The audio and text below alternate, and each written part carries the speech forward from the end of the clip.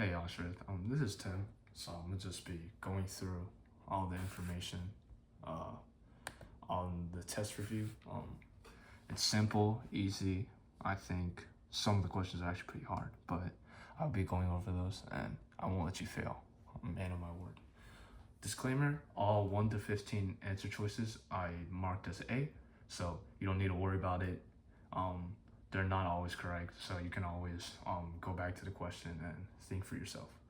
Um, I think the most important thing while looking at question number 1 is the function of the rough endoplasmic reticulum, because the question says a certain type of specialized cells contain an unusually large amount of rough endoplasmic reticulum, ER. Which of the following functions is this cell type most likely specialized to perform? Now, the first thing we can take off is right here, B. The destruction of toxic materials produced in other cells of the organism. Now you're gonna be like, Tim, how do you know that? If you look at the organelle package that Ms. Spear brought back, and reading into it, you can literally see the function. The smooth endoplasmic reticulum is connected to the rough ER, but is not involved in protein folding or modification. The smooth ER does not have ribosomes on its outside. It helps to build carbohydrates and lipids for the cell. The lipids it builds include steroids that can become hormones and phospholipids. And going down a little bit, it also says that cells that break down toxins or produce hormones have a lot of smooth endoplasmic reticulum, which is one of the main functions for it. So B cannot be right. A also cannot be right, because what I just went over defined another function of the smooth endoplasmic reticulum, so it cannot be A. And it's either C or D with the process of elimination. Let's look at C for a moment. The synthesis of polysaccharides for energy storage. As you know, the rough endoplasmic reticulum is known or is even identified as quote unquote rough because there's so many ribosomes surrounding all of it. That's because they're constantly making proteins, modifying proteins, and shaping proteins. They're also sending out proteins to different types of the cell, so it allows the cell to live properly and function properly. That's the whole point of proteins. So C is not true. This is a different part of the cell, and you can always cross out C. So the only correct answer is D. Let's go to the next question. Number 2. The fluid mosaic model of cell membranes describes proteins and steroids associated with a phospholipid bilayer. Which of the following membrane components affect membrane stability? Now, we're gonna go straight into this question. This is probably a little more of a visual question, so if I move my camera for a little bit, sorry, and look down, I drew a little diagram of the phospholipid bilayer. I just want you to remember that this part right here, the head, is hydrophilic. Sorry for the shaking, well, not stable. And this is hydrophobic. And these are the tails, and this is the head. Now going back to the question right here, it says, which of the following membrane components affect membrane stability? Now, let's look at all the answer choices. A, embedded proteins give plasma membranes less stability. B, steroids such as cholesterol gives membranes more stability. C, proteins in hydrophilic regions of the plasma membrane create more stability. And D, polar heads of phospholipids give plasma membrane less stability. Now, after reading all these answer choices, we can also eliminate a very quick answer, which would be D. Polar heads of phospholipids give plasma membrane less stability. Now, you have to remember that plasma membranes are talking about the heads of the phospholipid bilayer.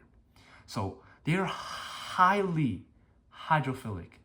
And on top of that, it says polar heads, which means they have a charge that they love interacting with water, which means D cannot be right. Number 2.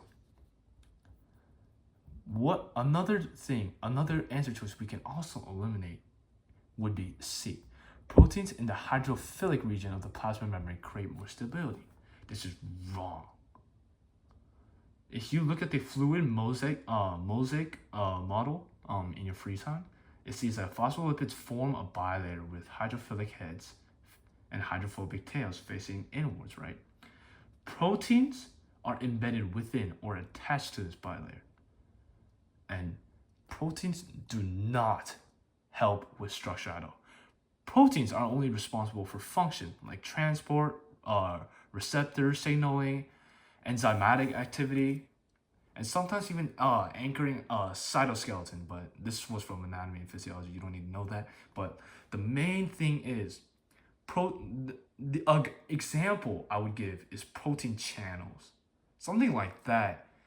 And proteins are only responsible for functions, never the stability. So C is out of the question, gone. Now you're left with A or B. Let's look at A real quick. Embedded proteins give plasma membranes less stability. Well, I literally just said that proteins do not aid in the function of the plasma membrane or even cellular membrane at all, otherwise known as cellular membrane. But it does not even aid in the stability of it. So A is completely wrong, and the only answer choice is B. Now, why is it B? Steroids such as cholesterol give membranes more stability. Now, if I were to draw a diagram of steroids, right? Steroids, as you know, is a lipid. So it's going to be consisted of pentagons and hexagons. I think this is an incorporated version of Unit 1. But anywho, it looks something like this. And if you remember that lipids are severely hydrophobic, meaning that they do not like to interact with water.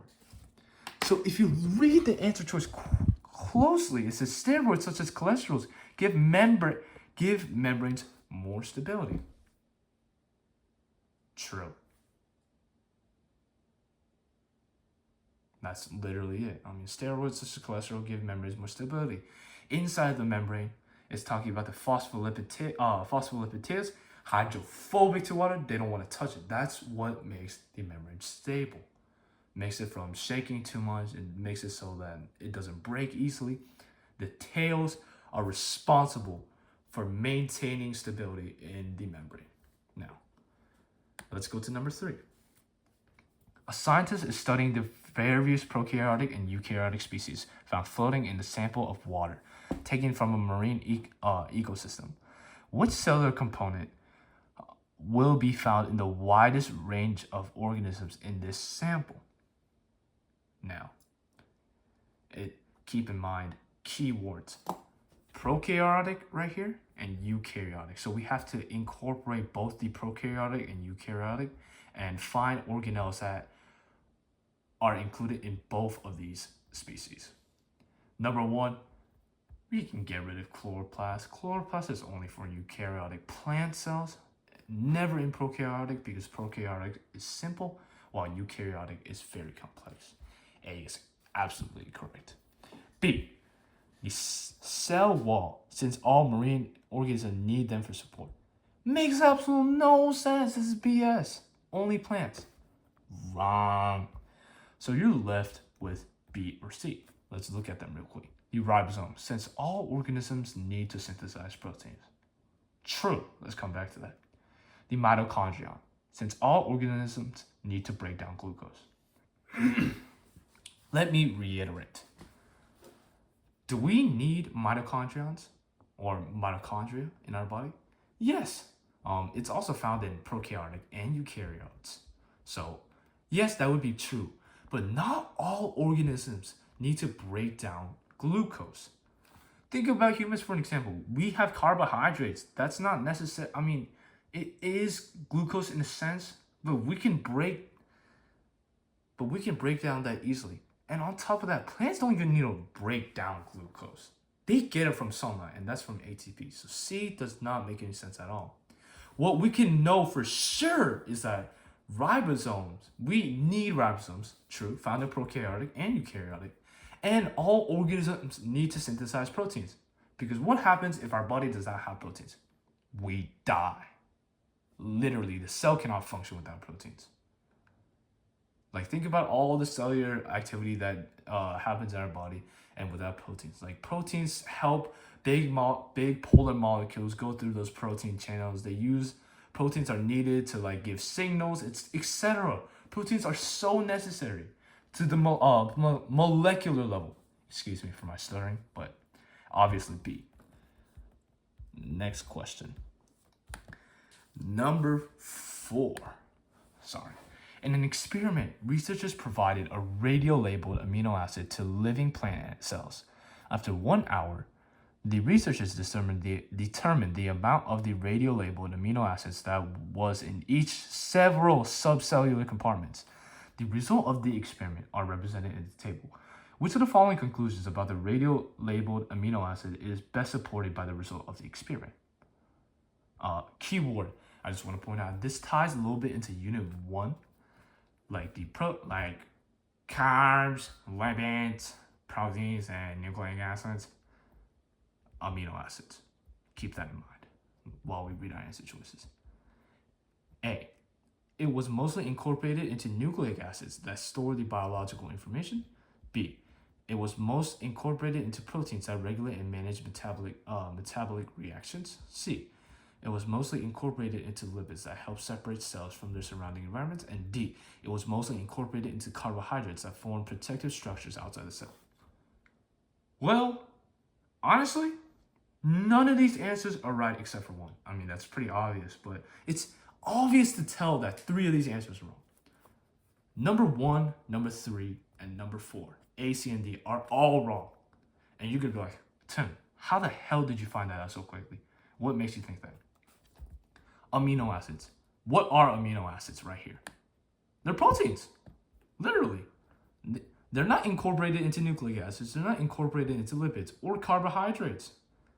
On top of that, it's mostly found in the mitochondria anyways. I mean, this information is not entirely relative because it doesn't really do anything. But with that information, amino acids are literally proteins. And it says, which of the following conclusions about the radio-labeled amino acid is best supported by the results of the experiment? Right here. This whole thing. You can see that. Then you can go straight into it was mostly incorporated into proteins that regulate and manage metabolic reaction. Simple as that. You don't need to overthink it. Number 5. Which of the following statements accurately describe the facilitated diffusion of materials across the membrane? Wow, another facilitated diffusion question. We couldn't get any better with this. Nevertheless, we'll go over this. A. Energy is required to move charged substances across the membrane. B. Small polar molecules require transport proteins to cross the membrane. C. Oxygen molecules move directly across the membrane.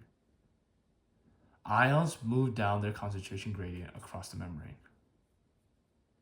Now, this is one of those questions that kind of trick you, but I think it's pretty easy to find. A is incorrect, obviously, because facilitated diffusion is a type of cellular process that doesn't take any ATP. Like, it's obvious. A is not correct. C. Oxygen molecules move directly across the membrane. It's alright. Like, I'm not saying, it's not entirely wrong, but across the membrane is where it gets a little confusing because oxygen does not move this way. It goes down inside of the cellular membrane. So, no, C is not correct. B. Small polar molecules require transport proteins to cross the membrane. This statement is not entirely false. Sorry, it's not C. I meant to cross that out, but this statement is not entirely false. Polar molecules require transport proteins to cross the membrane. This is true because it's polar and you can't go through the phospholipid bilayer and go through the fatty acids unless you are transported by proteins. Now, there is an exception to this. Water is okay, but only in small amounts. And this is only able to happen because water is so small. So this small right here should have indicated that it throws you off a little bit. It's like, hey, what? Small polar molecules require transport proteins across the membrane? Well, what about water? So this statement is completely wrong. If it was big polar molecules that require transport proteins across the membrane, then it would have been correct. But B is not. And the only answer is D. Ions move down the concentration gradient across the membrane. You do remember that during facilitated diffusion, or just any diffusion that doesn't take any ATP, it goes from high gradient to low gradient, high concentration to low concentration. So ions, which are small molecules that are able to go through the cellular membrane, moving down their concentration gradient across the membrane, which is just concentration across the membrane. That is completely accurate. It does happen like that. And it is talking about facilitated diffusion. Now, if we were talking about a diffusion that needs like ATP, as for an example, we have endocytosis, exocytosis. Yeah, maybe this would be wrong because it goes against the gradient. But in this case, D is correct. Let's go to the next question. Number 6. The antibiotic blastocidin, S is a large molecule that can inhibit protein synthesis in a mammalian cell. In mammalian cells, A researcher is investigating how blastocidin, holy crap, hard ass word, as enters mammalian cells. The researcher identifies 2 proteins that might be associated with the blastocidin S transport into the cell. Which of the following claims most likely explain how the 2 proteins are directly involved in the antibiotic's ability to enter the cell? Keywords, if you need to highlight it, enter the cell. Transport, enter the cell. Oh crap, it didn't highlight. But your whole point is to find out why how these two proteins are directly involved in the antibiotics' ability to enter the cell. So anything that does not mention going inside the cell is wrong. Simple as that. Let's read through the answer choices. A. They form a receptor complex that selectively binds to blastocidin S in the cell cytoplasm. Binds? Well, yeah, sure. Grabbing them together would be nice, yeah. Combining them together is nice, but it has no correlation with the question. A is completely wrong. It just doesn't make any sense. B. They are regulatory proteins that control the expression of other proteins involved in antibiotic transport. Maybe. We can come back to that. C. There are transport proteins that facilitate the movement of blastocidin S across the cell membrane. That sounds a lot like what we need, but we'll come back to that. D. There are enzymes that chemically modify blastocidin S to make it more soluble inside the cell. Inside the cell, we're talking about the ability to enter the cell. This makes no sense. Cross that out. So now you're left with B or C. Now, these two answer choices are a little bit pretty tricky, in my opinion. But we can find out, honestly, because B talks about the regulatory proteins that control the expression of other proteins involved in antibiotic transport. Control the expression of other proteins involved in antibiotic transport. Or there are transport proteins that facilitate the movement of blastocidin S across the cell membrane. Isn't that what we're looking for? The researchers identified 2 proteins that might be associated with the blastocidin S transport into cells, and they are transport proteins that facilitate the movement of blastocidin S across the cell membrane. We're talking about what can we do to make these blastocidin S transport inside the cell and maybe outside of the cell smoothly into the in between the cell membrane. So the only choice we can find is C. D is somewhat right, but regulatory proteins that control the expression of other proteins, that's just a mislead. So B is not correct. Answer choice for number 6 would be C. Number 7. Some cells, such as intestinal cells, exchange a lot of material with their surroundings. The surface to volume ratio of these cells affect the efficiency of material exchange. The table provides movement of 4 different eukaryotic cells. Based on the data, which cell is most likely to be effective in the exchange of materials? Now, keep in mind, during the surface to volume ratio, you want the surface area to be way bigger than the volume ratio. This actually makes it easier for the cells to transport. Because if the volume is small and the surface is bigger, that means the cell has less amount of distance to cover. So we'll look at it. And obviously, cell A doesn't make any sense. Cell B and C and D right here. C, during these kind of questions, you can't just look at it and say, oh yeah, this is going to be the biggest answer. It has to be D. No. That's wrong. That whole thinking process is wrong. You want to scratch that. Because the first thing you want to remember is surface to volume ratio. Wow. What does ratio do? Ratio means we have to divide and find the common denominator and numerator. So 100 divided by 20, 5. 80 divided by 30, probably going to be less than 5, so 3 is not correct. And 60 divided by 10, 6. Which is bigger, 6 or 5? Obviously 6. This might trick a lot of people, and this might actually make a lot of people fail. But I don't think so. I don't think it's going to be too dumb. I don't think people are really that dumb. So 7 would be B.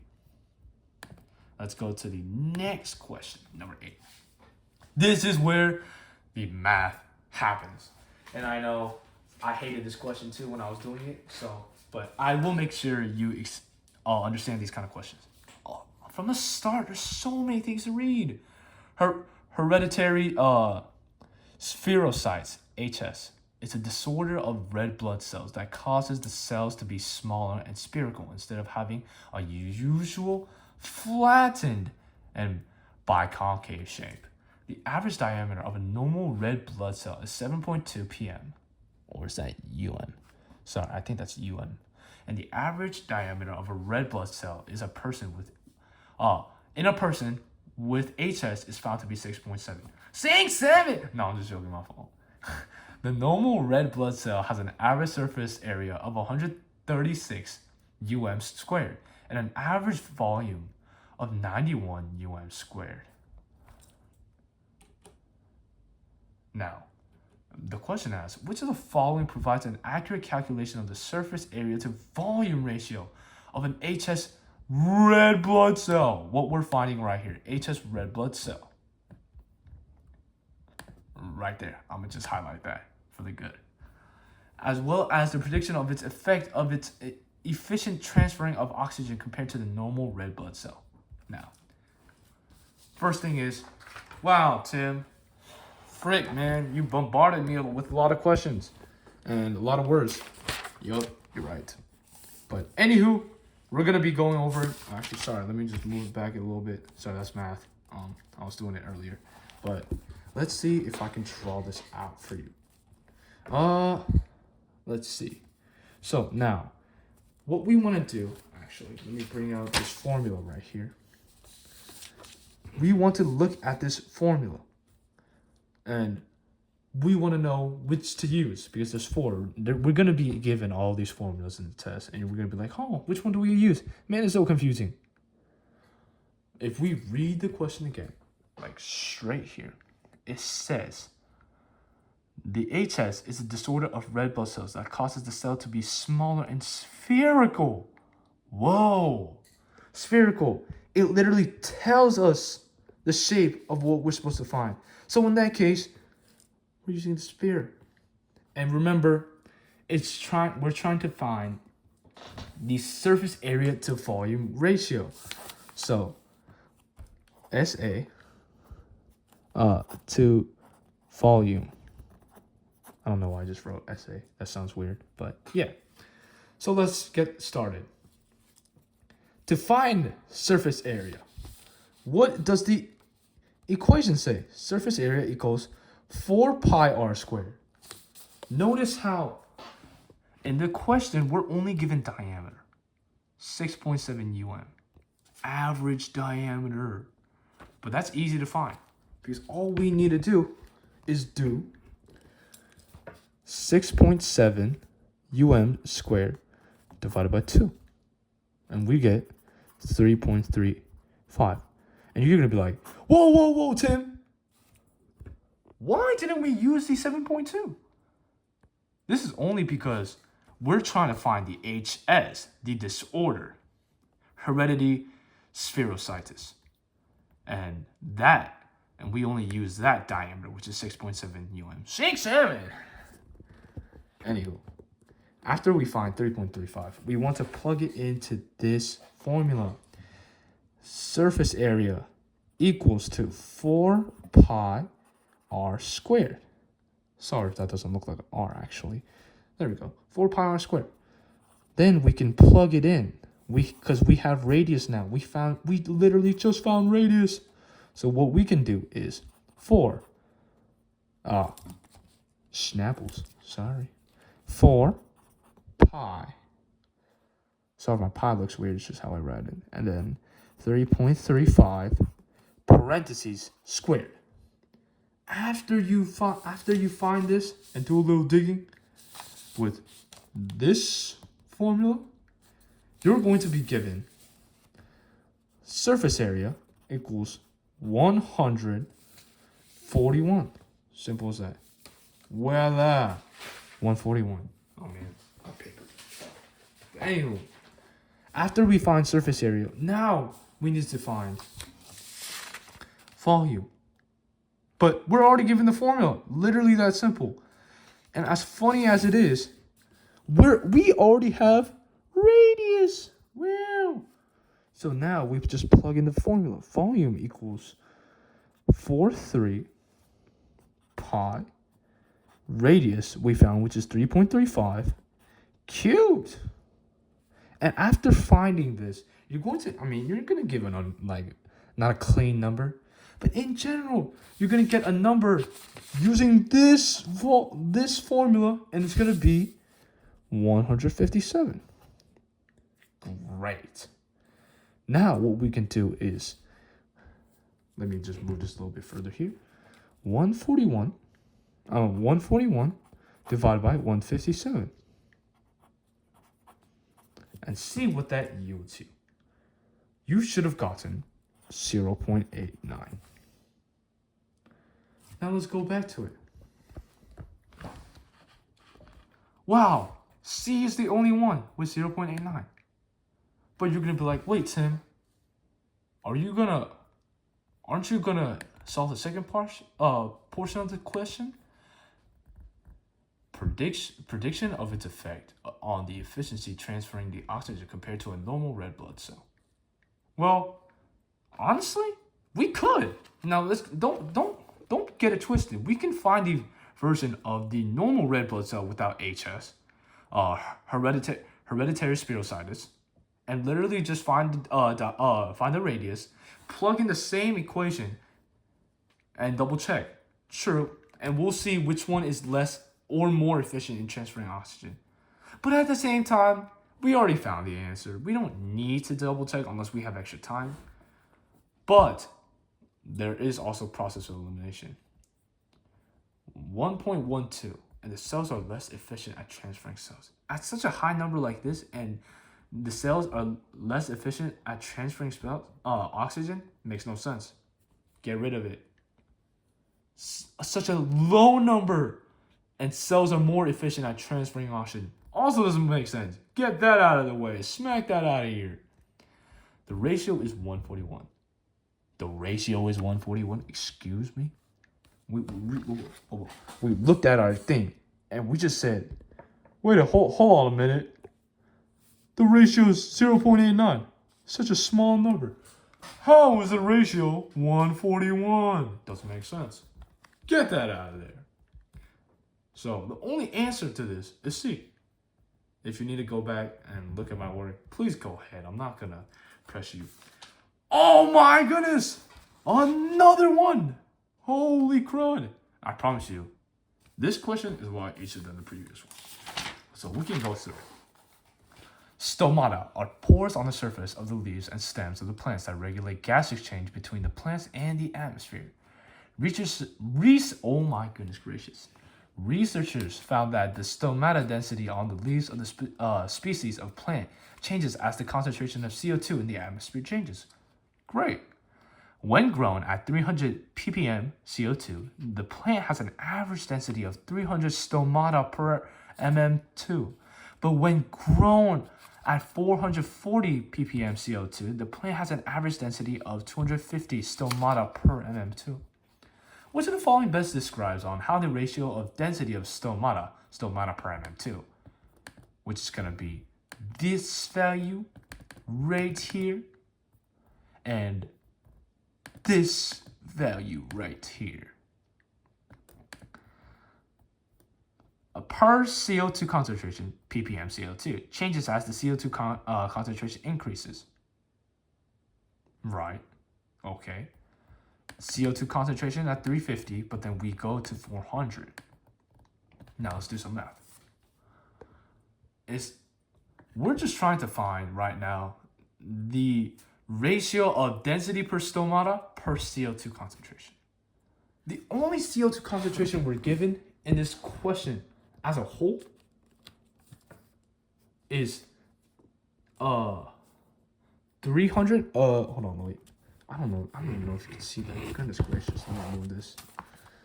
I hope I'll just write it down. Sorry for my bad angle quality.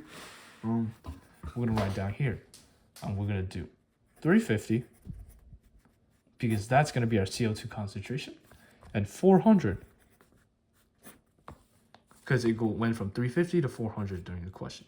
It also said that when grown at 350 ppm CO2, the plant had an average density of 300 stomata per mm2, and that's what we're dividing it with. Go back to the question.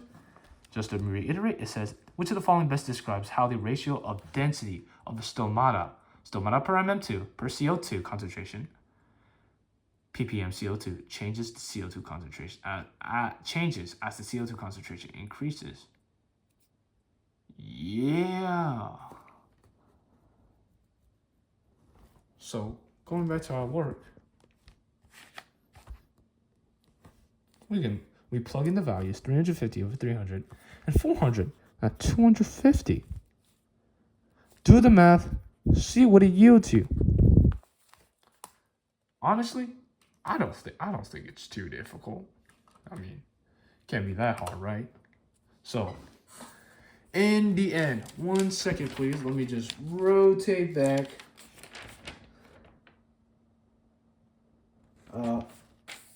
No momento. Okay, there we go. Sorry, I was having technical issues. After you plug it into the calculator, what you're going to get is, hold on, actually, let me bring out a calculator if possible. Actually, you know what? Screw it. Yeah, let me just search up calculator on my Chromebook. Make it easier for us. Calculator. So, 350 divided by 300, 1.16. Let's say a rough estimate of 1.2. 1.2 density, 1% change. Now we go to this thing, do it again. But instead, we do 400 divided by 250. And what do you know? 1.6. And as you can see right here, the percent increased. Well, the ratio between density of stomata per CO2 and then the concentration of ppm CO2 literally increases. So let's look at the questions again. Just want to make sure we're doing it properly. the ratio decreases from 0.86 to 0.63 because fewer stomata are needed at higher CO2 concentrations. Not the answers we yielded. That means C and A are wrong. Nuh-uh. The ratio decreases from 1.6 to 1.2 because fewer stomata are needed at higher CO2 concentrations. Maybe. But no. Let's read number D again. The ratio increases from 1.2 to 1.6 because stomata are needed at higher concentration. Now read this again. How the ratio of the density of stomata per CO2 concentration changes as the CO2 concentration increases. As the CO2 concentration increases, stomata also increases. So the only answer choice is D. Simple as that. Let's go to number 10. Testosterone movement across the cellular membrane. Testosterone is a small steroid hormone that is important in signaling cells. Which of the following best describes which testosterone enters the cell and why it is able to cross that point? Okay, let's read it. Testosterone is nonpolar and can diffuse through the membrane.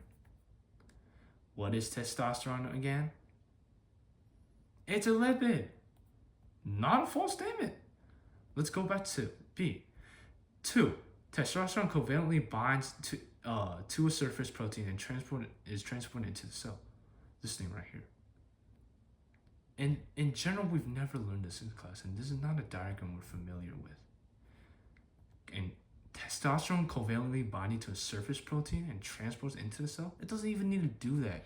Testosterone is literally nonpolar. It can literally slip through the phospholipid bilayer if it was jello. And it's a hormone, so it's going to be small. B is incorrect. C. Testosterone dissolves in water and flows through the channel. This is a protein channel, meaning that it specifically needed a protein because testosterone, quote unquote, is polar and needed to be transported to the protein channel. Incorrect again. Wrong. 4. Testosterone is filtered out to the extracellular fluid and is taken into the cell by endocytosis. Filtered out to the extracellular fluid? Yeah, you don't even need to do that, bro. Testosterone is literally nonpolar, like I said, goes straight through. Only answer that can be correct is A. Number 11. We're almost there, man. I'm telling you.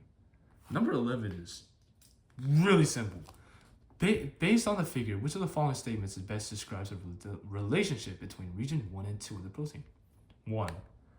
Outside hydrophilic heads. 2. Inside of the phospholipid layer. Hydrophobic, probably. Region 1 is hydrophilic because it interacts with the interior of the membrane. Are we being dead us? No. So, by our knowledge, if 1 is hydrophilic, C and D are ceased to exist because it says both region 1 is hydrophobic. No, it loves touching water, just how Diddy loves touching oil. So no, 1 is wrong. C and D are wrong. 1 is wrong. Now let's read B. Region 1 is hydrophobic. No, sorry, hydrophilic. Sorry, I don't want to scare you. Region 1 is hydrophilic because it interacts with an aqueous environment, while region 2 is hydrophobic because it interacts with interiors of the membrane. Oh yeah. B all the way. Next one.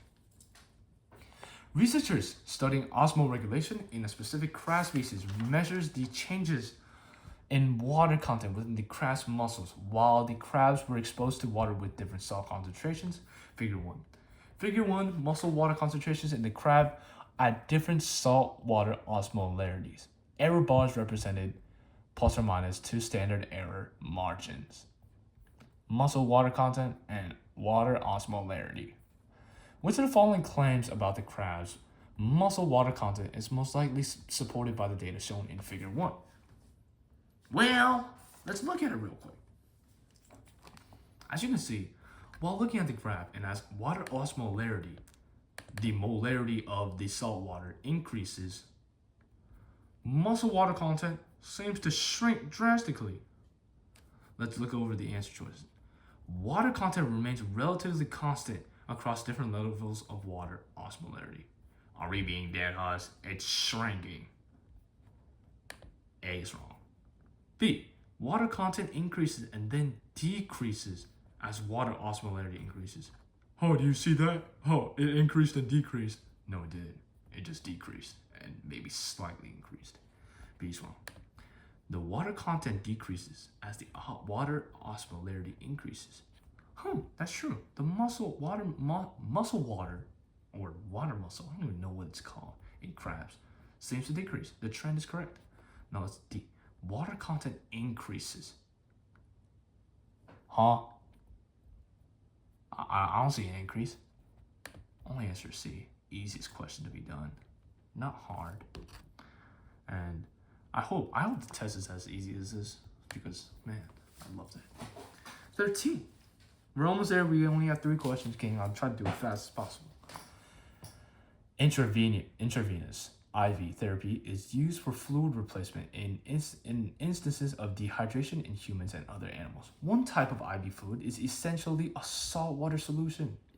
To determine whether the best concentration for therapy in people, a team of students is researching the effects of solution of different salt concentrations on red blood cells. Specifically, the following observations were made from 3 different red blood cell samples viewed under a microscope. The team wants to extend their research project. What should the team of the students do next to obtain data that's more conclusive? So now, let's analyze the data real quick. 0.3 saline. By looking at the saline concentration, the cell swells. Then what could that mean? That means the cell has more concentration than 0.3%. That's why water flows into the cell. 0.9, cells unchanged. Maybe this is a sign of a state of equilibrium or the cell being isotonic, but we don't know yet. We can't just assume. And D, 1.5 saline, cell shrinks, meaning that the concentration outside is way stronger than cell inside. That's why the moisture in the cell is being sucked out. So what can we do to make sure that this is all accurate? Let's read the answer choices. Repeat the process with other salt concentrations. That's not a bad idea. It would most definitely confirm our suspicions. Let's go to B.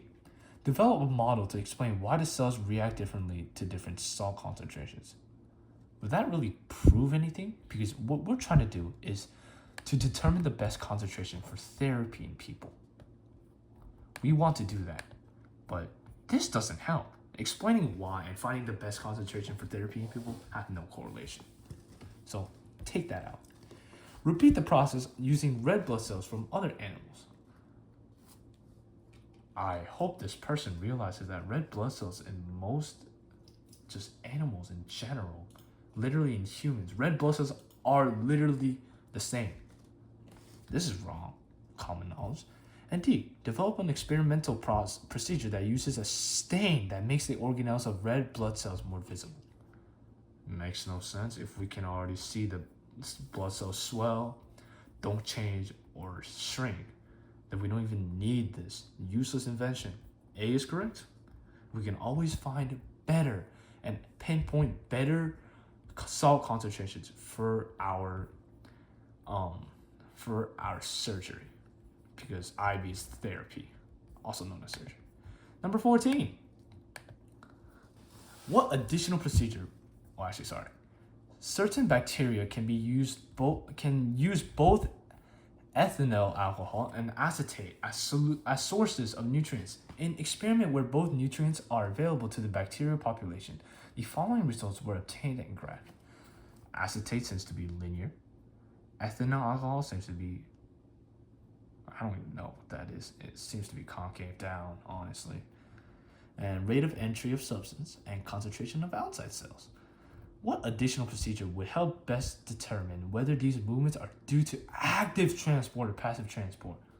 Remember, difference between active and passive is if they use energy or not. So what we want to try to find during our answer choices is if it can determine whether or not it's active or passive by the use of energy.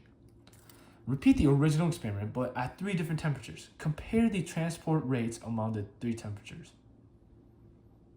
We're trying to find if it's due to active or passive transport. This changing the temperature ain't gonna do anything. BS. Wrong. B. Repeat the original experiment, but add a substance known to block movement of molecules across aquaporins. Then how are they gonna get the nutrients? This is wrong. Oh no. Wrong type of blockage. Use 2 additional treatments, one containing only ethyl alcohol and one containing only acetate. Compare the graphs of these 2 treatments with the original graph.